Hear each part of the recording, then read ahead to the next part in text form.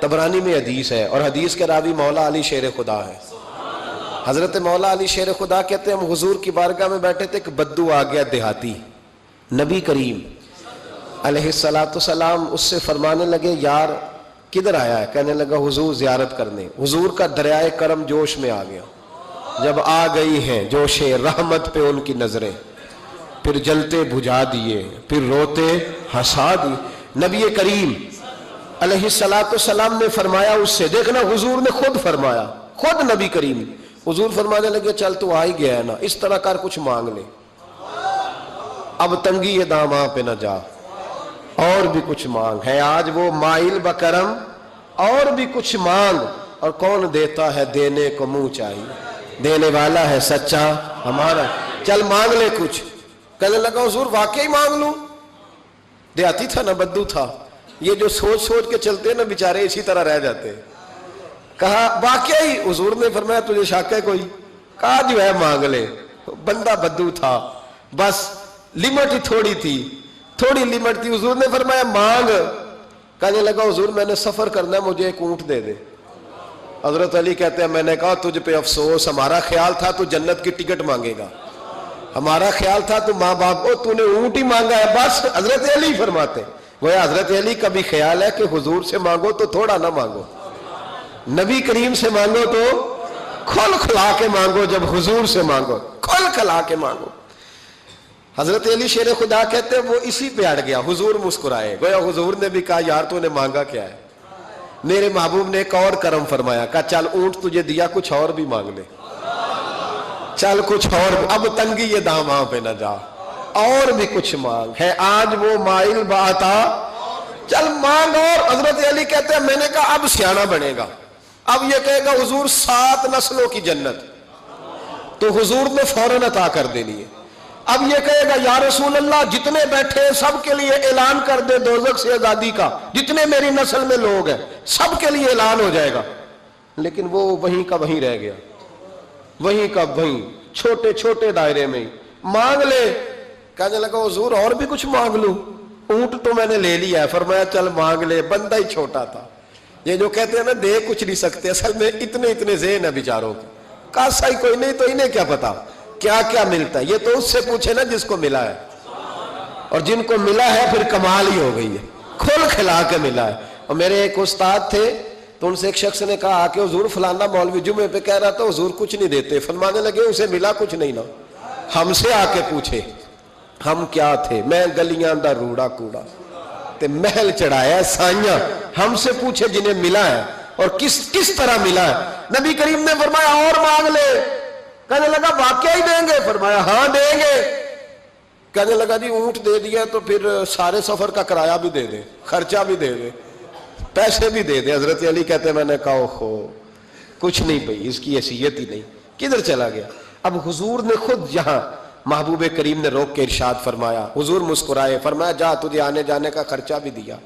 اب ذرا لفظ سننا، حدیث طبرانی ہے، محبوب فرمانے لگے تجھ سے تو حضرت موسیٰ کے دور کی وہ بوڑھی اچھی ہے، خود حضور فرما رہے تجھ سے تو جناب موسیٰ کے زمانے کی وہ بوڑھی۔ حضور کون سی بوڑھی؟ صحابہ کہتے ہیں ہمارے کان کھڑے ہو گئے، یا رسول اللہ کون سی بوڑھی؟ ذرا مزار کی برکت دیکھیں۔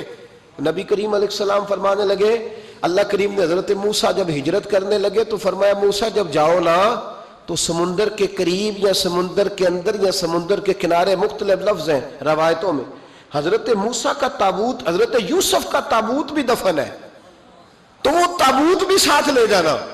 یہ تو اللہ نے بتا دیا پر یہ نہیں بتایا دفن کہاں ہے۔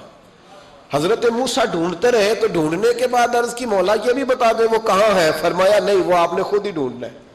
حضرت موسیٰ ڈھونڈ رہے ہیں کیا؟ مزار۔ کیا ڈھونڈ رہے ہیں؟ کس کا؟ حضرت، ہاں الحمدللہ یہ سنت اللہ نے ہمیں دی ہے۔ ہم جا کے پوچھتے ہیں بتاؤ حضرت خواجہ نور محمد مہاروی کا مزار کدھر ہے؟ ہم سائی وال کھڑا ہو کے پوچھتے ہیں کہ پاک پتن شریف جانا ہے، راستہ کون سا جاتا ہے؟ یہ نبیوں کی سنت اللہ نے ہمیں دی ہے، ہم یہ کام کرتے ہیں۔ حضرت موسیٰ ڈھونڈ رہے ہیں اور ڈھونڈتے ڈھونڈتے فرمایا مل نہیں رہا تھا، لوگوں سے پوچھا بھی کہاں ہے، اور یہ بھی اللہ کی حکمت ہے، واللہ اللہ تو اپنے نبیوں کے سامنے سارے پردے کھول دیتا ہے، یہ بھی حکمت ہے۔ کہاں ہے مزار؟ لوگوں نے کہا حضور ایک بوڑھی اماں ہے, بڑی بوڑھی, اس کو پتہ ہے. فرمایا بلاؤ. اماں کو بلایا, کب زیادہ بوڑھی ہے تو حضرت موسیٰ کہنے لگے چلو خود چلتے ہیں اس کے پاس. حضرت موسیٰ خود آئے. کس کام؟ اللہ آپ کا بھلا کرے, اللہ کرے آپ کو یاد رہ جائے یہ باتیں. مزار شریف کا پتہ کرنے آئے. آ کے اماں سے کہا اماں حضرت یوسف کے مزار کا پتہ. کہنے لگی بالکل پتہ ہے. کہا پھر کہاں ہے؟ کہنے لگی ایسے ہی مفت میں ہی بتا دوں. مزار کا پتہ بتانے میں پیسے لگتے ہیں, کوئی مفت نہیں بتایا جاتا. ولی کے مزار پہ جانا کوئی معمولی بات ہے؟ ایسے ہی بتا دوں. حضرت موسیٰ کہنے لگی اماں میں نے تابوت نکال کے ساتھ لے جانا ہے, بتاؤ. اماں کہنے لگی میں, یہ حضور فرما رہے ہیں, یہ طبرانی ہے, نبی کریم علیہ السلام نے فرمایا بتاؤ. حضرت موسیٰ کہنے لگے بتاؤ. کہنے لگی پیسے لگتے ہیں پھر بتاؤں گی. کہا کیا لیتی ہو؟ تو اماں کی سوچ. حضور کہنے لگے تجھ سے تو اس اماں کی سوچ ہی بڑی ہے. اماں کی سوچ دیکھیں. اماں کہنے لگی موسیٰ اگر حضرت یوسف کے مزار کا پتہ بتاؤں گی اس شرط پر کہ جنت میں مجھے وہ والا مکان چاہیے جس کے پڑوسی حضرت موسیٰ علیہ السلام ہو. ختم ہو گئی بات. رکھو یہاں قیمت تو لے لو مزار کا پتہ. لوگ سمجھتے ہیں مزار کوئی معمولی بات ہے. کوئی معمولی لوگ ہیں صاحب, یہ بہت بڑی بات ہے مزار کا پتہ. کہا اس جنت میں وہ والا مکان جس کے ہمسائے حضرت ہے, یعنی ادھر تسی ہو وہ تو ادھر تے کاندھ, ہاں پنجابی میں کاندھ سانجی ہوئے, پھر پتہ بتاؤں گی. حضرت موسیٰ علیہ السلام کہنے لگے اماں تو زیادہ ہی اونچی چلی گئی ہے, اس طرح کر جنت لے لے. یہ موسیٰ کا پڑوس نہ مانگ, جنت لے لے. حضرت موسیٰ علیہ السلام کی اس اماں سے تکرار ادب سے کہہ رہی ہے. یہ بات بھی اللہ نے اماں کے دل میں ڈالی, ادب سے کہتی نہیں پھر موسیٰ نہیں نہ اگر وہ مکان لینا جاؤ کسی اور سے پوچھ لو. نہیں بتاتی, ناز سے بات کر رہی ہے. 3-4 دفعہ جب کہا نا تو حضرت موسیٰ علیہ السلام کہنے لگے اماں جنت دے تو رہا ہوں. جب اماں ڈٹ گئی لینا ہے, میرے نبی پاک علیہ السلام نے فرمایا اللہ سے یوں نہ مانگا کرو کہ یا اللہ چاہے دے چاہے نہ دے. فرمایا کہا کرو مولا تو ہی تو ہمارا رب ہے, تو دے, تو نہیں دے گا تو کدھر جائیں گے. اس سے مانگو, پیار سے مانگو, شوق سے مانگو, دل جمی سے مانگو. عرض کی حضرت موسیٰ سے, تکرار کرنے لگی, ناز کرنے لگی, کہنے لگی آپ بڑے مہربان ہیں, مجھے وہی والا مکان چاہیے, وہی والا چاہیے. حضرت موسیٰ علیہ السلام اللہ کی بارگاہ میں عرض کرنے لگے مولا یہ تو ڈٹ گئی ہے, اب بتا کیا کرنا ہے. تو رب کریم نے فرمایا موسیٰ خود نہیں بول رہی, میری توفیق سے بول رہی ہے, اور میں نے ہی بات ڈالی ہے دل میں. تو اس طرح کر, تو وعدہ کر لے, میں انشاءاللہ عطا کر دوں گا. حضرت موسیٰ نے وعدہ کیا تو اماں نے ایڈریس بتایا. بتاؤ مزار کی کتنی برکت ہوئی. بیان کون کر رہا ہے؟ میرے نبی پاک. اور امام خازن نے لکھا ہے جب جناب یوسف علیہ السلام کو دفن کیا گیا نا تو دریا کے کنارے دفن کیا گیا. جس کنارے دفن کیا گیا وہاں سے پانی کی ایک چھوٹی سی نالا گزرتا تھا. کھال بنائے جاتے ہیں نا پانی کے نالے, وہ نالا گزرتا تھا.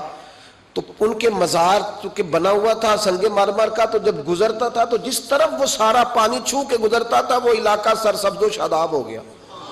ایک سائیڈ سرسبز ہوئی تو دوسری سائیڈ والے لوگ ناراض ہو گئے, کہنے لگے تمہارے اکیلے کے نبی نہیں تھے, ہمارے بھی ہیں, ہم نکالیں گے رات کو تابوت ادھر دفن کریں گے, ہمیں بھی تو سبزہ چاہیے نا.